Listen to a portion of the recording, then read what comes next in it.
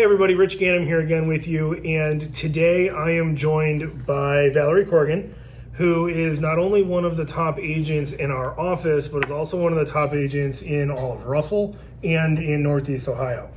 And I thought today's conversation with Valerie would be very relevant today, as we're going to talk about the difference between prospecting and marketing, how the two kind of blend together, and then different tips and tricks that you might be able to use to build and grow your business that have worked well for Valerie, maybe some things that haven't, and we'll get into all that. But Valerie, before we jump into the nuts and bolts, can you give everybody just a little snapshot into who is Valerie Corrigan, how did we get into real estate, and kind of where your business is at today? Sure. So I started in 2015 when a friend of mine said, hey, I am a realtor and I have my license for 6 months and I'm making all this money. And I was like, I like money. Let's do that. And I had my first house. I was learning a lot about crappy houses because I had my first house. And I was like, this sounds like something that I could do. And I have a background in restaurants. So I was a waitress, I was a cocktail waitress, I was a bartender. So I'm good at thinking on my feet, talking to people, making people comfortable, and leading people. So and that probably parlayed nicely into real estate when you're guiding people and through the whole home buying process, home selling process, prospecting, marketing, all of those things that you have to do daily when you're in the restaurant industry, right? You're Absolutely. Constantly prospecting. Can I get you this drink? And would you helping my waitresses learn how to do things, manage their time, and it's a really good business because I like jobs and work where there's always something to do. So real estate's like that. There's always something to do. And so I started my business with a lot of advertising on Zillow. So that got me to making a lot of calls. Zillow was a little bit different back then. But I got a lot of scripts down really quickly. I figured out how to talk to people. And my first a lot of money spent in marketing was on something in Zillow called Foreclosures. So as we know, Zillow advertises a lot of things that aren't actually there. So it was converting leads from people that were saying, oh, I want to buy this house, it's foreclosed on. And I would say, well, foreclosures are sight unseen and for cash. Does that sound like something that you want to do? And they would balk. And I would say, well, what is it that you're looking for? What did you like about this property? And the floodgates would open. So you started out with marketing. I started out with a lot of marketing, yeah. So for those that don't know the difference between prospecting and marketing, right? Marketing is very much you come to me, right? Mm-hmm. So you're spending money to put your name out there so that they call you, text you, email you, they reach out to you. Right. In those early days of Zillow, there was a lot more contact. So there was prospecting mixed in with the marketing because I would have just these long lists of people that had inquired, and I would have all these old leads and I would call them and say, hey, did you have all your questions answered about real estate? Do you have any real estate questions I can answer for you? And just try to open that conversation. I would get hung up on over and over and over again. I would get told off, but that's part of it. It's a lot of numbers though, right? Oh, absolutely. So that as you've built your business, you could probably say, for every X number of conversations I have, I'm going to have X number of appointments, right? It was always the last phone call of the day. Always the last phone call. It would be 10 o'clock at night almost. The people would be like, why aren't you out drinking? I would get half a bag, Right. everybody. But it was always the last phone call I made. Somebody would just, oh yeah, as a matter of fact, thanks for calling. And then I'd be showing them a house. For sure. So then on the prospecting side, if marketing is look at me marketing, right? So it's whether it's a billboard, a commercial, a radio ad, Zillow, anything that you want the consumer to reach out to you, that's marketing, right? So from a prospecting standpoint, that is, I'm going to go to you. Mm-hmm. So have you built your business at all from a prospecting side other than that lead follow-up section that was built on those Zillow leads? Well, there's my sphere of influence, of course. But besides that, it was really all Zillow leads. And then people that I knew saw that I was doing what I was doing well. So then it translated, and I would see people at family things or, just people I've known my whole life, and they'd be like, you're doing so good at real estate. I'd be like, Thanks. Isn't it funny how that works though? Oh, it's hilarious. Like you spend you spend the time, you spend the money. It's the long play, right? It's the long play, and it's familial. You know the word. Whatever. I get familiar. Okay, let's move whatever on. it is. So people get used to seeing your face. Yeah, it's mind share. It's mind share. Yeah, and right? then they're comfortable with you because you're somewhere. You're in their brain somewhere. They don't know how. They don't know why. For sure. But they've seen you. So. Well, and I think that's why you look at I like to use McDonald's as an example, right? They're this $1 billion company, and they always advertise. They're always marketing, right? And they market like the hour before breakfast, the hour before lunch, and the hour before dinner. So you're fresh in their mind. So you're fresh in their mind when you're like, man, I'm hungry. What am I going to have for lunch today? You're like, oh, those French fries are delicious. Right, I'm getting a double cheeseburger, right? Realtors, as we build our business, we have to be. I like to say we need to be prospecting based and marketing enhanced, unless you have the budget to go marketing based and prospecting enhanced, which most agents really don't have to do, or they don't have that ability, right? Most agents don't have the budget for $500 to $1,000 a month on a Zillow spend or a billboard or radio commercials, right? So, but if you know a lot of people, that's the same thing, because you already have all these people that know you, right? And if you can get your message out to them, that's half the battle. So let's say an agent can't afford that $500 to $1,000 a month commitment, right? On an advertising marketing campaign on let's say a Zillow, but they have a couple $100 that they're willing to spend on the marketing side of things. What are some things that an agent can do on the cheap to help market themselves and their business? That's a really interesting question, because personally, I am not a super put myself out there social media person. I'm not taking pictures of every slice of pizza I eat. I just don't have that outgoing part of my personality. But I do have people that I can pay to do that. So that's something that I'm starting to launch, is paying a marketing person to make reels for me, to get my Instagram presence out there, because especially now, there's only so much Zillow available. There's really nothing available.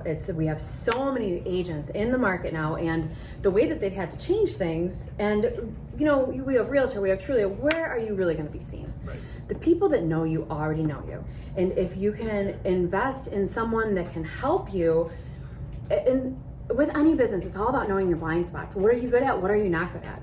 The things you're good at, exploit those strengths as far and as fast as you can. The things that you're not good at, hire it out.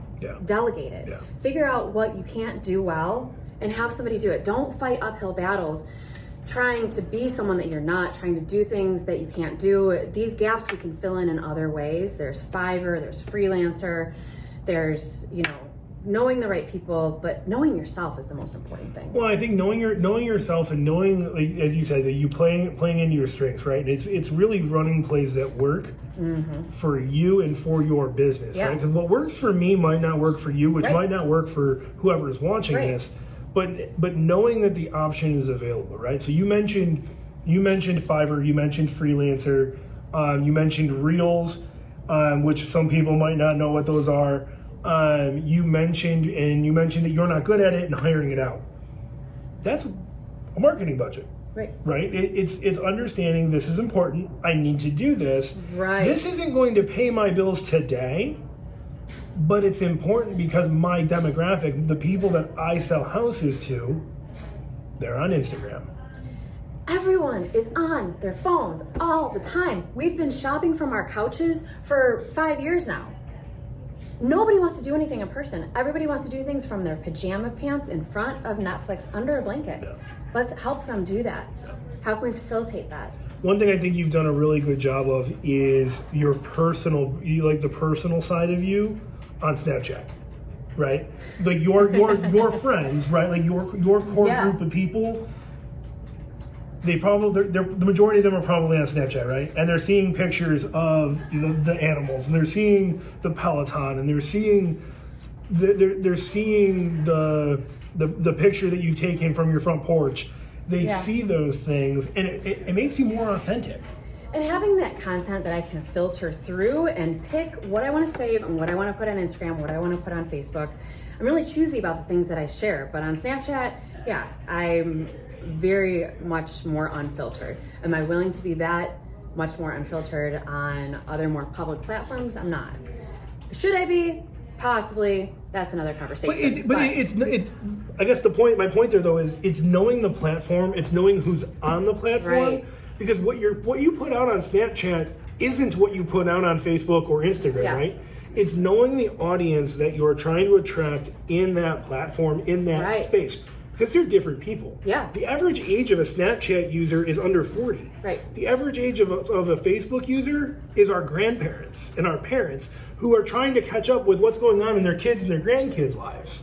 Right. So it's a totally different conversation. It's a totally different audience. Right. It's like looking at LinkedIn versus TikTok would be another good example. Right. And yeah, if you have the bandwidth to do TikTok, that is another thing that people... Where are people spending their time? They're spending their time on their phones. How can you reach them? And, where are you comfortable putting what? Yeah. I guess. I think like my biggest thing for 2022 is to stop posting like the just sold. Like I make fun, I laugh about this, but like the just sold and like the just listed and like the under contract posts. Am I guilty of posting it? Yes, I absolutely am, and I'm going to make fun of myself at this.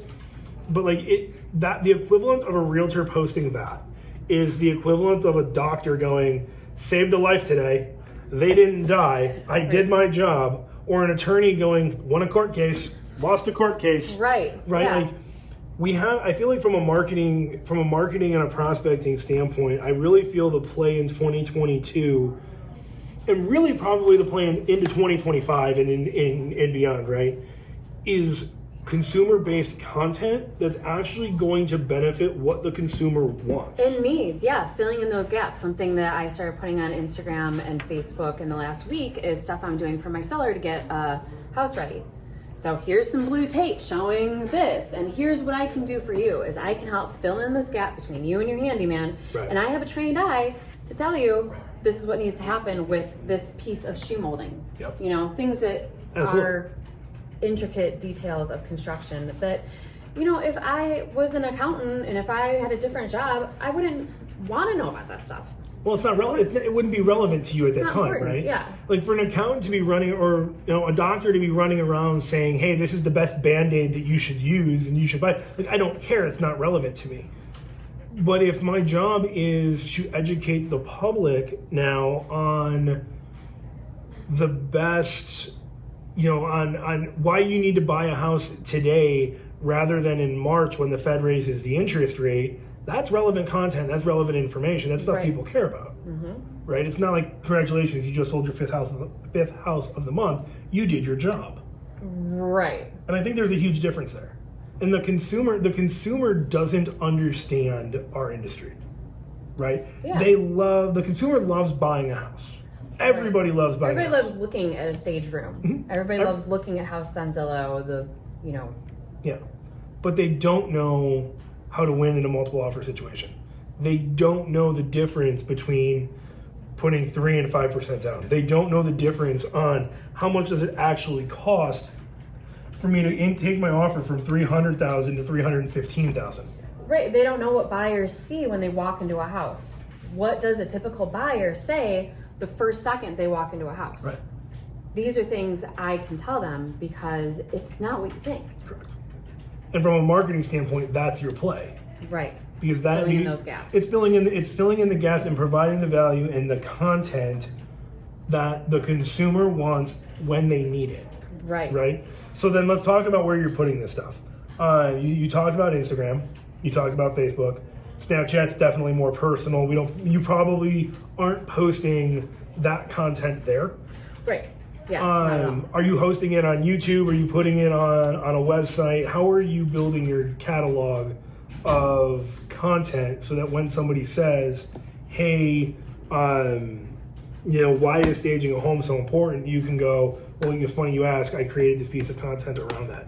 So what does that's that look like? Exactly what I was going to say next is that from the beginning of my business, the thing I want to be for someone is their base of knowledge. the plug, as the kids say. I want, I have a question, let me ask Valerie.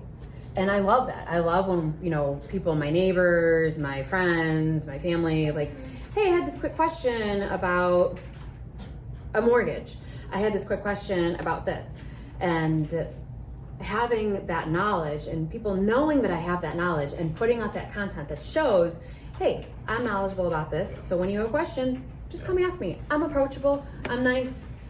I'm not trying to, and I'm not trying to fill in the gaps with all this personal stuff either, because I try to be very professional and I want to keep it very business minded as well. Well, and when you look at what you're doing there in that space versus the agent that your client probably also knows, that's posting just listed, just sold, just listed, just sold, just listed, just sold, and here you are providing value on the home buying process, the home sales process. Who looks more educated? Who looks like the person that's actually going to help me get across the finish line? Exactly. And to the opposite of that point, who's the person posting every single beer they drink and every single thing that they do with their dog and every single time they walk in the park? I don't care. And I'm going to unfollow that person because you're clogging up my feed with a bunch of stuff about your personal life that maybe isn't applicable to me. Or one day I'm in a mood and it annoys me because I don't like olives. And I don't care if you had olives on your pizza. Shut up about your pizza. You like pizza. I get it. I love you. Right. But, I'm trying to be gluten-free. No, I'm kidding. I'm not. But I think it fits in the conversation though, right? Right, yeah. Because if my wife does this, right? Like she's big into fitness, so she follows all of the CrossFit Games athletes, and she follows all of the rogue fitness stuff, and she's real big into like the meme pages that make fun of athletes and all that because it's relevant to her. Right, and if one of those athletes posted something about a political opinion that was different from her political opinion, she'd probably be like, she's out. Right. She'll unfollow him. I will, absolutely the same thing. Yeah. I don't care. Right. I don't want to hear about what you think about COVID or vaccines or Donald Trump or Joe Biden. Right, it doesn't matter. It doesn't matter to me. Yeah. Well, and in a professional setting, we have to be. That's what's so interesting about this, right? Like we're not able to turn it off, right? Like people know that we're real estate professionals, right? So we have to almost keep our opinions to ourselves in a way. Yeah. Right? Because the person, unless your business is strictly based on like, and this is the sword you're going to die on. Right. I'm building my business. I don't care. Only talk to people that or do not like Donald Trump. Right. And if you don't or you do like Donald Trump, I never want to see you at the gas station. Right. I don't care about you. Fall into a hole. Right. For all I care. Oh yeah. It's like you're vegan and all you care about are vegans and anybody that eats meat is bad, and your business, you don't ever want to work with somebody that hunts or whatever, right? Or has looked at a piece of bacon. Right. Or that loves a cheeseburger, right? But if it's plant-based and if it's made out of soy, like you're in. Unless you're willing to die on that sword, you can't go polarizing in the other direction. You have to maintain this almost Switzerland-like mentality. Yeah. Because from a marketing, you're going to turn people off. Right. And what does that have to do with an electrical fuse box? It doesn't. Those are the important things that we need to know about. How many layers are on that roof? That's right. Is this lead paint or not? What is going on with this lead paint thing in Cleveland? Right. You have to be the educator. You have to be the one that knows. And if you don't know the answer, you need to be able to go and obviously know where to go find it. Right. But from like be approachable. Absolutely. And I think if we take one thing away from this conversation today, it's that Facebook is very much like that backyard barbecue, where your people are your people on Facebook, right? And yet in our industry, like we friend our clients, we friend loan officers, we friend title people, and people refer us out because they see what we're doing and the content we're creating, right, on the marketing side. Yeah. It's the minute we become polarizing, we're out. Right. You're no longer invited to the barbecue. Right. Right? It's you don't have the ability to go, you know what? From friends, right? Like you don't have that ability because somebody else can go, you know what? I'm not going to refer you business anymore. I don't want to unfriend. Right. You have to be this level of professional. I think if there's one thing we take away from the conversation is from a marketing standpoint, like we have to be we have to be that person. Right. Be results driven and stay on topic and stay professional is my thing. And if I want, like, I have an Instagram that is, the kids say, the Finstagram. I have my own Instagram private from my personal Instagram or my realtor Instagram, and it doesn't have my name on it. It's not linked to anything else. And I can post whatever political things I want on there and whatever opinions I have on there, because I don't care about anybody else's opinions about that stuff. Yes, I do in a friendship way. People I work with, that has nothing to do with it. Right. It all spends the same.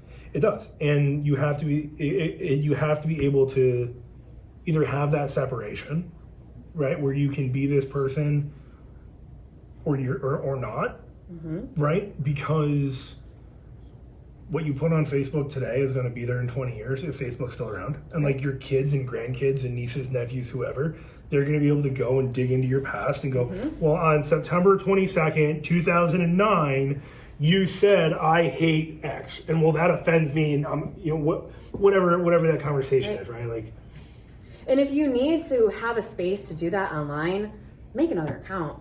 Yeah. Just do it somewhere else. Yeah. Have Valerie's Pizza. I shouldn't talk so bad about pizza. I love pizza.